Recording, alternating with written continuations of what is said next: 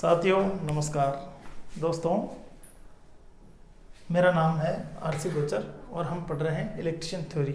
साथियों, इसमें सेमेस्टर 1 में एक आपके सिलेबस में फर्स्ट एड टॉपिक है। तो मित्रों, फर्स्ट एड हम पढ़ने जा रहे हैं, पर मैं आपको बता चुका हूँ हम जितना पढ़ेंगे कोशिश करेंगे इलेक्ट्रिकल से रिलेटेड पढ़ने की।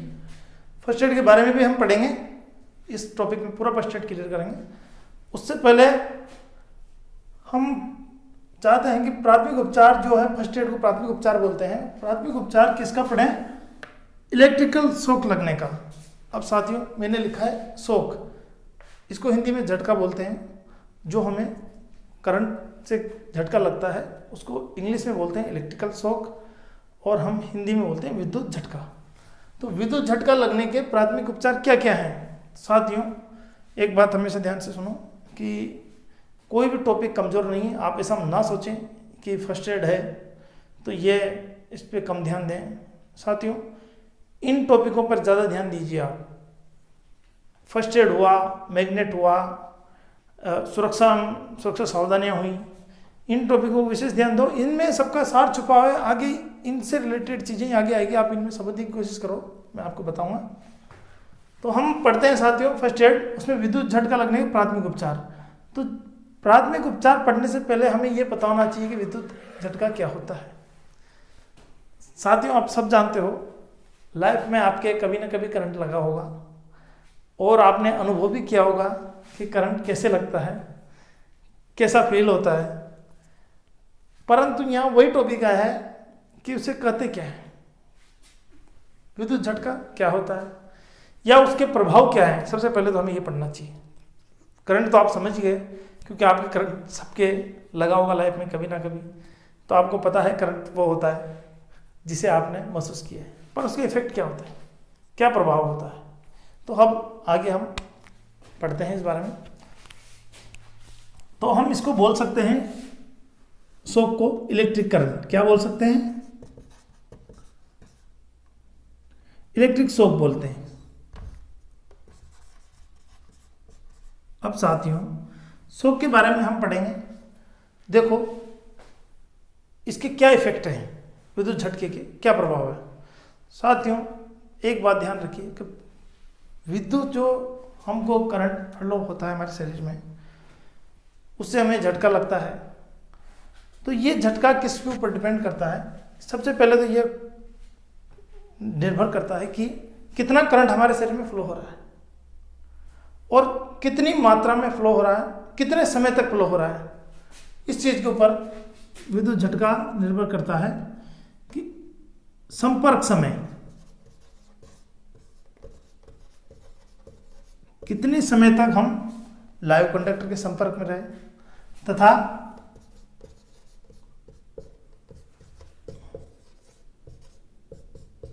विद्युत की मात्रा,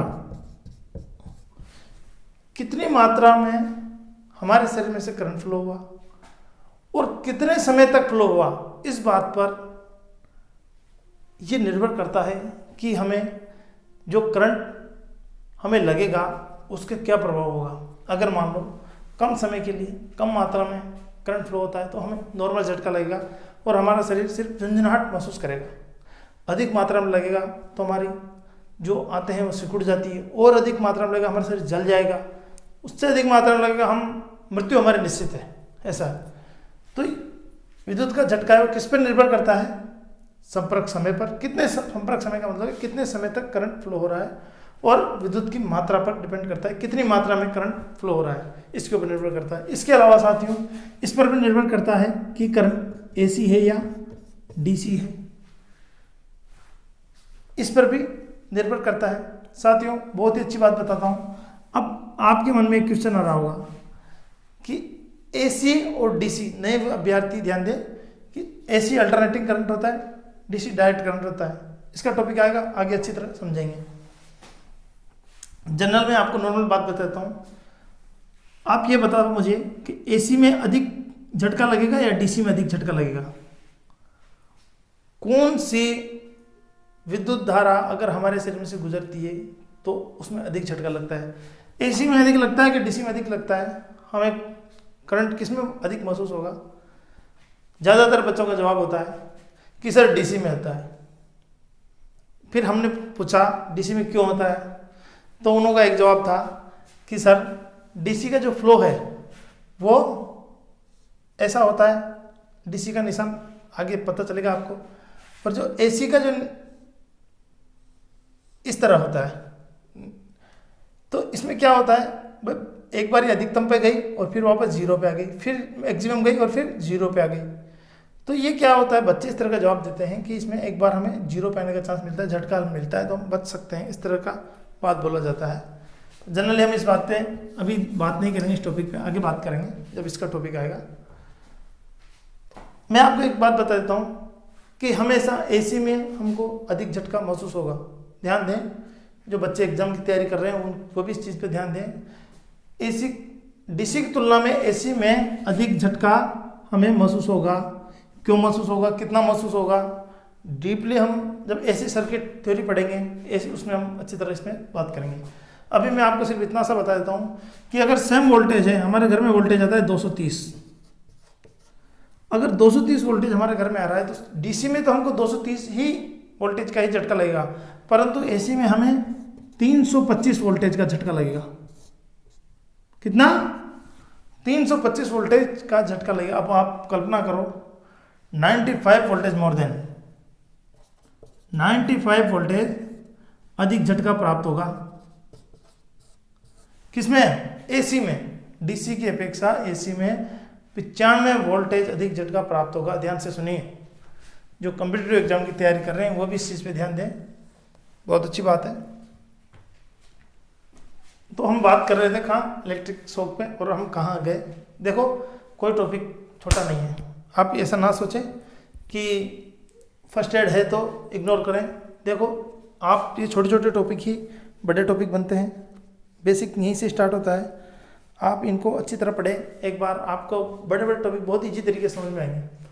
तो हम बात कर रहे थे कि इलेक्ट्रिकल शॉक के बारे में, तो ये किसके ऊपर डिपेंड करता है? संपर्क समय के ऊपर डिपेंड करता है, कितनी मात्रा में विद्युत धारा हमारे शरीर में से फ्लो हो रही है, और वो एसी है या डीसी है, इस पर वो निर्भर करता है।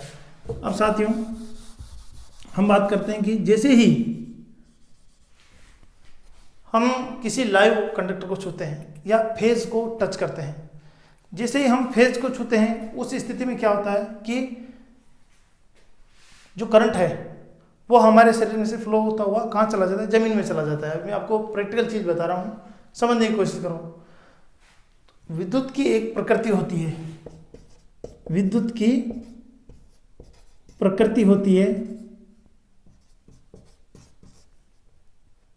क्या होती है कि ये अधिक से कम की ओर बहती है, अधिक से कम की ओर इसका भाव होता है। समझने की कोशिश करो। जैसे हमारे घर में वोल्टेज है 230 वोल्टेज हमारे घर में आता है। जैसे हम किसी बेयर कंडक्टर को छूते हैं, फेज वायर को छूते हैं, तो उस स्थिति में क्या होता है? करंट हमारे शरीर में से फ्लो होता हुआ जमीन में चला जाता है। साथियों पोटेंशियल डिफरेंस बनता है, आगे बताऊंगा, ये वर्ड है थोड़ा आपको टिपिकल लगे, नए नए हैं, धीरे धीरे समझ में आएगा। तो जैसे ही प्रैक्टिकल बात बता रहा हूँ आपको, 230 वोल्टेज के फेज को हमने छुआ तो वहाँ है 230 वोल्टेज, और हमारी जो पृथ्वी है उसका वोल्टेज होता है 0। तो साथियों जैसे ही हम इस कंडक्टर को छूते हैं और ये कंडक्टर क्या हमारे शरीर के थ्रू रास्ता बना लेता है और पृथ्वी का वोल्टेज 0 है, तो ये 230 वोल्टेज कहाँ चला जाता है? हमारे शरीर के थ्रू जमीन में चला जाता है। इस वजह से हमें क्या होता है? एक विद्युत का झटका महसूस होता है। समझ में आया? विद्युत की प्रकृति होती है अधिक से कम की ओर बहना। जैसे कि पानी है, पहाड़ से पानी मैदान की तरफ आसानी से बहता है, ऐसा असंभव है कि मैदान से पहाड़ के ऊपर पानी चढ़ गया। उसी प्रकार इलेक्ट्रिसिटी है, 230 से शून्य की ओर आसानी से बह जाती है। इसी वजह से हमारे शरीर में करंट फ्लो होता है और हमें झटका महसूस होता है। आगे हम और बात करेंगे इन मैटरों पे। छोटे छोटे टॉपिक हैं, अच्छे टॉपिक हैं जो आपके बेसिक को मजबूत करते हैं। हम बात कर रहे थे इलेक्ट्रिकल शॉक की, किस पर डिपेंड करता है? करंट की मात्रा पर, कितने समय तक हमारे करंट बहा हमारे शरीर में। और दूसरा ये एसी है या डीसी, इसके ऊपर निर्भर करता है। एसी डीसी के बारे में मैंने बताया आपको। डीसी में अगर 230 वोल्ट है तो एसी में हमें 325 वोल्टेज का झटका लगेगा, जबकि डीसी में 230 वोल्ट का ही झटका लगता है। अब हम आगे बात करते हैं मानव के शरीर पर। प्राथमिक उपचार के पहले मानव के शरीर पर करंट का क्या प्रभाव है, हमारे शरीर पर करंट का क्या इफेक्ट है, उसके बारे में हम बात करते हैं।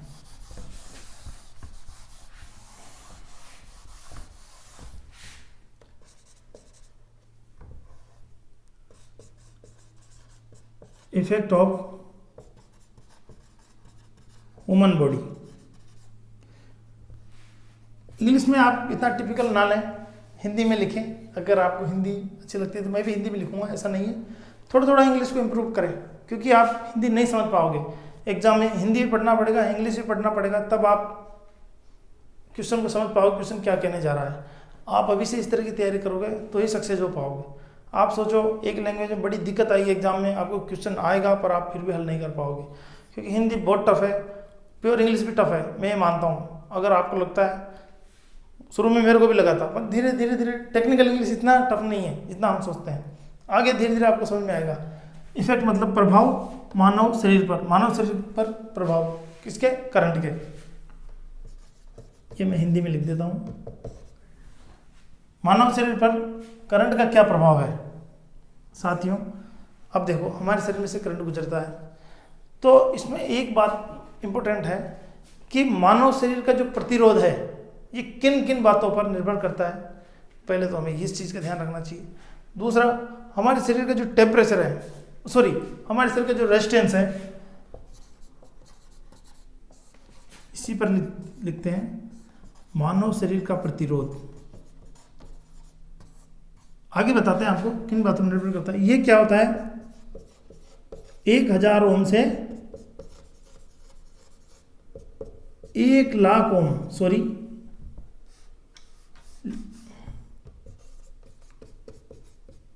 होता है। समझिए हमारे शरीर का प्रतिरोध कितना होता है, 1000 से 1,00,000 ओम तक होता है।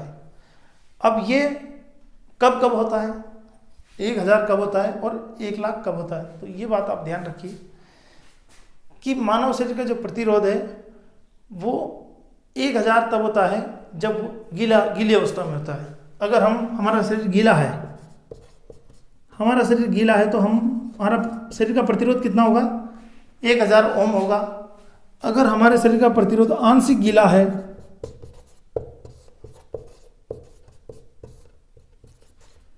तो 5000 ओम हमारे शरीर का प्रतिरोध होगा। अगर हमारा शरीर सूखा है तो 50,000 ओम हमारे शरीर का प्रतिरोध होगा। ये स्थितियां हैं। अगर गीला है तो 1000 ओम होता है। प्रतिरोध के बारे में आगे पढ़ाएंगे साथियों, बहुत अच्छी तरह समझ में आएगा, मजा आएगा। धीरे धीरे कोशिश करो समझने की। अब जब प्रतिरोध कम होगा तो करंट बहुत अत्यधिक फ्लो होगा। इस चीज़ का ध्यान रखें, आगे पढ़ाएंगे ओम के नियम में, बहुत अच्छी तरह समझ में आएगा। प्रतिरोध, जिस पदार्थ का प्रतिरोध डाउन है उसमें उतना ही अच्छा करंट फ्लो होता है, इस चीज़ का ध्यान रखें आप। तो जैसे प्रतिरोध गीला है, प्रतिरोध इसका गीले शरीर का 1000 ओम है, तो इसमें करंट बहुत अत्यधिक फ्लो होगा। सूखे शरीर की अपेक्षा इसमें 50,000 ओम प्रतिरोध है इसका, तो इसमें करंट कम फ्लो होगा। जबकि गीले में 1000 है तो ज़्यादा होगा। ये ध्यान रखें, प्रतिरोध अगर कम है तो करंट ज़्यादा फ्लो होगा। तो मानव शरीर का जो प्रतिरोध है वह शरीर की अवस्थाओं पर डिपेंड करता है। मानव शरीर का अगर गीला है तो 1000 ओम, आंशिक गीला है तो 5000 ओम, सूखा है तो फिर 50,000 ओम से लेके 1,00,000 ओम तक सूखे शरीर का प्रतिरोध होता है। 1,00,000 ओम, ये ओम का निशान है, ये ध्यान रखना, ओम का प्रतीक चिन्ह है। आगे हम इसको पढ़ते हैं इसी में। अगर 1 मिली एम्पियर से, मोटी मोटी बात बताते हैं हम, 1 मिली एम्पियर से 20 मिली एम्पियर तक अगर करंट फ्लो होता है, तक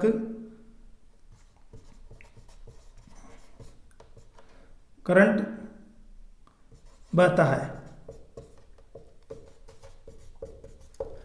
ये चीज ध्यान रखिए आप। अगर हमारे शरीर में से 1 मिली एम्पियर से 20 मिली एम्पियर तक अगर हमारे शरीर में से करंट फ्लो होता है, तो ऐसी स्थिति में क्या होगा, ऐसी स्थिति में क्या होगा साथियों, हमें सिर्फ झटका महसूस होगा।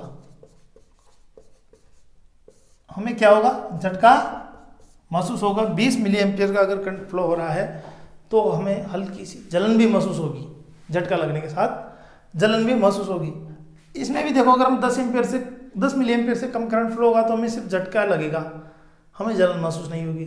और अगर 20 एम्पियर तक फ्लो होता है तो फिर हमें झटका लगेगा, झटका के साथ जलन भी महसूस होगी। ठीक है।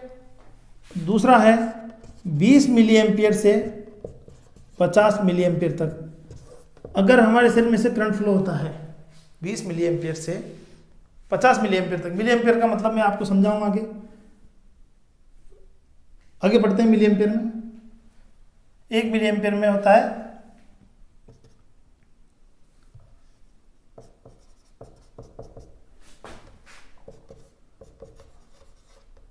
1000 एम्पियर, 1/1000 एम्पियर। अब आप समझ लो, मतलब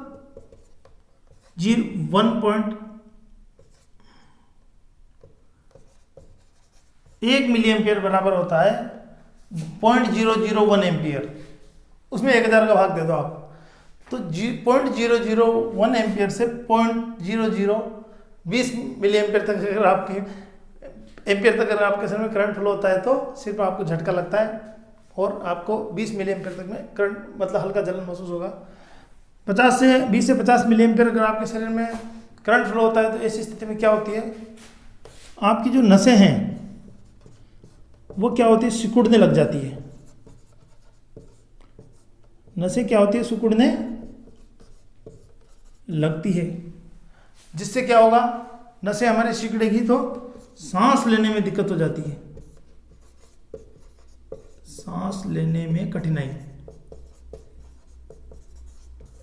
समझिए, अगर 20 से 50 मिली एम्पियर के बीच अगर हमारे शरीर में करंट फ्लो होता है तो हमारे शरीर की नसें क्या होती है, सिकुड़ने लगती है। इससे क्या होता है, हमें सांस लेने में कठिनाई महसूस होती है। अगला हम बात करते हैं साथियों 50 मिली एम्पियर से 100 मिली एम्पियर। अगर 50 मिली एम्पियर से 100 मिली एम्पियर तक हमारे शरीर में से करंट फ्लो हो रही है तो क्या होगा, ऐसी स्थिति में सांस रुक जाती है। ऐसी स्थिति में क्या होता है, सांस रुक जाती है और मृत्यु की संभावना हो जाती है। मृत्यु की संभावना समझने की कोशिश करो। 100 मिली एम्पियर से अधिक, 100 मिली एम्पियर से या 200 एम्पियर तक, 100 मिली एम्पियर से अधिक की बात करें हम, अधिक ही मान लो आप, 200 नहीं, 100 मिली एम्पियर से अधिक की अगर करंट फ्लो होती है तो ऐसी स्थिति में क्या होगा, जब सांस तो यहीं रुक जाती है, मृत्यु होने की संभावना यहाँ रहती है।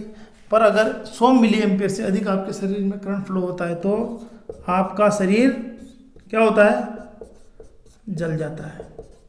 समझिए, 100 मिली एम्पियर से अगर अधिक का करंट आपके शरीर में से फ्लो होता है तो ऐसी स्थिति में क्या होता है, आपका शरीर जल जाता है और नसें भी क्या होती है, सिकुड़ जाती है। नसें भी क्या होती है, इस कंडीशन में सिकुड़ जाती है, जिससे क्या होता है, हृदय गति भी रुक जाती है। नसें सिकुड़ेंगी तो हृदय गति रुक जाएगी और क्या होगा, क्या होगा, मृत्यु निश्चित है।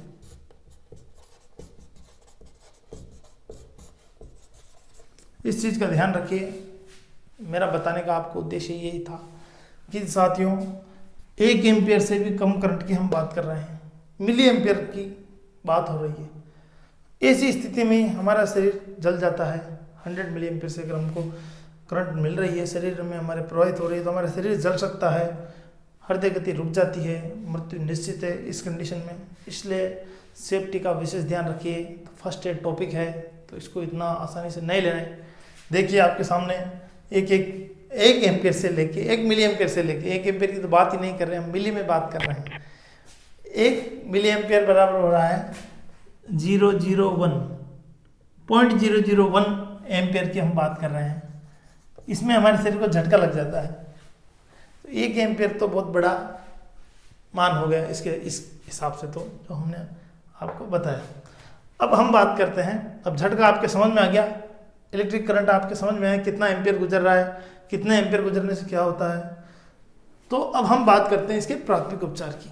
इसके प्राथमिक उपचार आप चाहो तो स्क्रीनशॉट ले लीजिए इसका, और आप स्वयं के नोट्स बनाएं। ऐसा है, कोई किताब के ऊपर डिपेंड नहीं रहे, आपकी पर्सनल खुद की लैंग्वेज में बनाएं, बहुत अच्छा है। इनका उपयोग करें, इनकी सहायता से, जो मैं बता रहा हूँ इनकी सहायता से स्वयं नोट्स बनाएं, तो आपको कोई नहीं रोक सकता। आगे स्टेप बाय स्टेप चलें। जो नए स्टूडेंट हैं और जो पुराने हैं, जिन्होंने अपने ITI में पढ़ाई नहीं कर पाए, ITI के समय वो इतना टाइम नहीं दे पाए किसी कारण,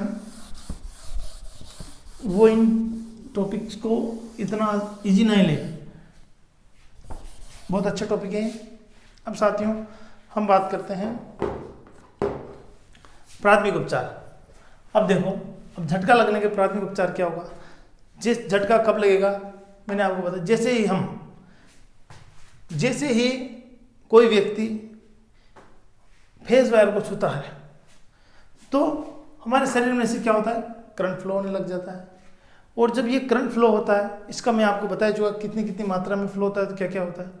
तो जब करंट फ्लो होता है, अधिक मात्रा में अगर करंट फ्लो होता है, तो उससे क्या होता है कि हम अनकॉन्शियस हो जाते हैं, बेहोश हो जाते हैं। अगर बेहोश हो गए, या आप ऐसे व्यक्ति को देख रहे हो जो जिसे करंट लग गया और वो वहीं गिर गया, तो ऐसी स्थिति में हमें क्या करना चाहिए, तो उसके बारे में हम अब पढ़ते हैं। किसी व्यक्ति को करंट लग गया और वो आपके सामने लाइव वायर पे ही गिरा हुआ है, पैनल में गिरा हुआ है, इस स्थिति में क्या करेंगे। सर्वप्रथम क्या करेंगे साथियों, मैं शिफ्ट रूल में भी आपको पढ़ाया हूँ, क्या करेंगे, सबसे पहले क्या करेंगे, मेन स्विच ऑफ कर देंगे। बताए था ना मैं, अगर ऐसी स्थिति आती है सबसे पहले क्या करेंगे, मेन स्विच ऑफ कर देंगे। उसके बाद क्या करेंगे, उसके बाद हम करेंगे, अगर मान लो मेन स्विच पास, ये कंडीशन कब होगी, जब मेन स्विच पास हो। अगर मेन स्विच दूर हो, पास करने जाएंगे तब तक तो इधर काम तमाम हो जाएगा। तो इस चीज़ का ध्यान रखें। ऐसा नहीं कि बुक्स में तो लिखा है कि मेन स्विच ऑफ कर देंगे, साहब मेन स्विच तो 1 किलोमीटर दूर है, तो वहाँ थोड़ी जाएंगे बंद करने, वो तो हमारे सामने गिर गया विक्टिम, तो वो हम देख रहे हैं हमारे सामने कि लाइव वायर पे गिरा हुआ है। सबसे पहले क्या करेंगे, हम मेन स्विच बंद करेंगे, मेन स्विच पास में हो तो। अगर वो नहीं है, मेन स्विच प्लग का आपको दिख रहा है सप्लाई का, तो हम क्या करेंगे, प्लग में से सॉकेट को अलग करेंगे। शिफ्ट रूल में पढ़ाया था प्लग और सॉकेट, आप जानते हो 3 पिन प्लग और 3 पिन सॉकेट। टीवी फ्रिज वगैरह जो हम यूज करते हैं, सॉकेट के द्वारा ही हम सप्लाई लेते हैं प्लग से। तो प्लग को हम क्या करेंगे, अलग कर देंगे। देखो, प्राथमिक उपचार करने से पहले हम ये चीज़ें करेंगे। अगर कोई बंदा इलेक्ट्रिक करंट लग गया है किसी को, तो हम सबसे पहले मेन स्विच बंद करेंगे, प्लग में से सॉकेट को अलग करेंगे। उसके बाद क्या करेंगे साथियों, अगर मेन स्विच दूर है, इस कंडीशन में क्या करेंगे, रबर मैट, रबर की चटाई या सेफ्टी रूल में मैं आपको बताया हूं, क्या करेंगे, रबर की मैट या सूखी लकड़ी, और अगर ये नहीं है तो फिर कोई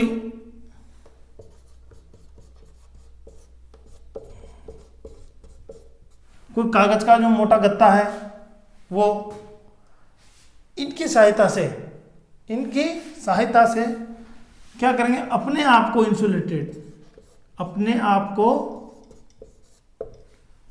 इंसुलेटेड, सेफ्टी रूल में समझाया हूं। इंसुलेटेड का मतलब अपने आप को इंसुलेटेड रखते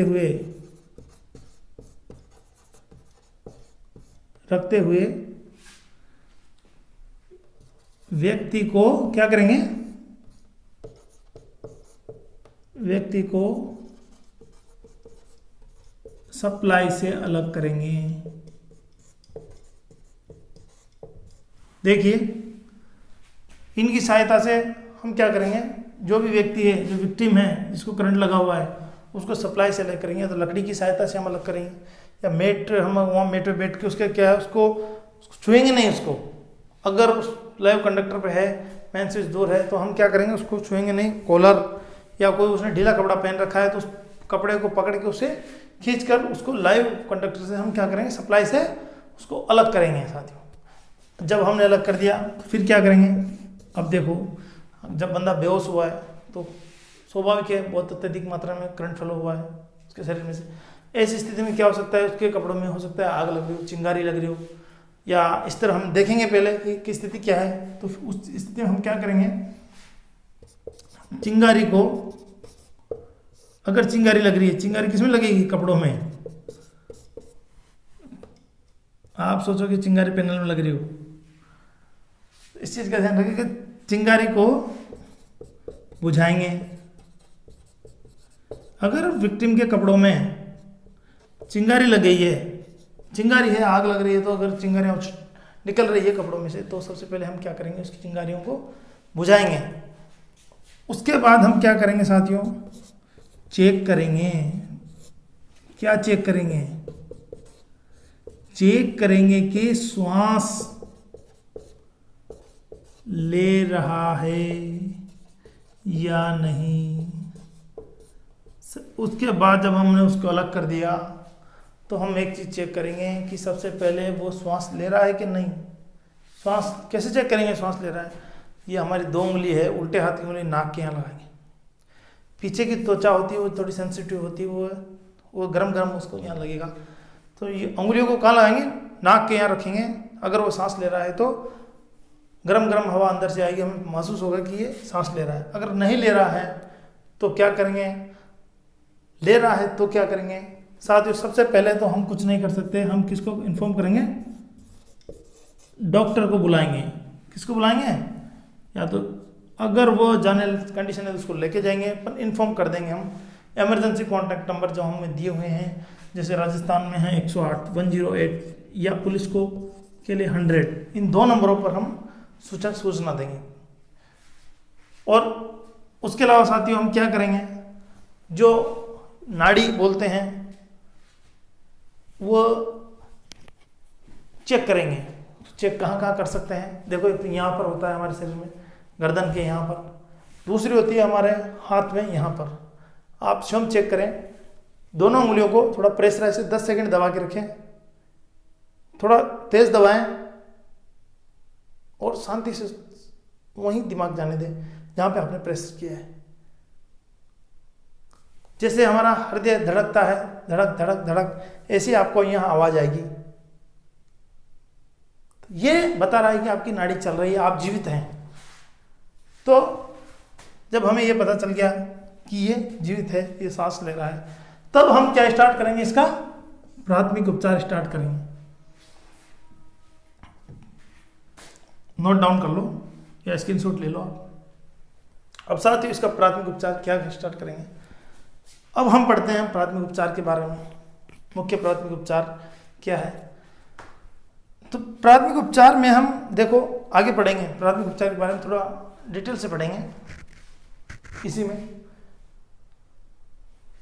अब हम क्या करेंगे, आप प्राथमिक उपचार अगर आपने ट्रेनिंग किया हुआ है, फर्स्ट एड का ट्रेनिंग किया हुआ है, प्राथमिक उपचार बोलते हैं फर्स्ट एड को, इसका आपने ट्रेनिंग किया हुआ है, तो आप जिसकी भी आवश्यकता होगी, अगर वो श्वास ले रहा है तो ठीक है, अगर नहीं ले रहा है या वो बेहोश है और श्वास कम ले रहा है, तो हम इसको क्या करेंगे, कृत्रिम श्वास देंगे।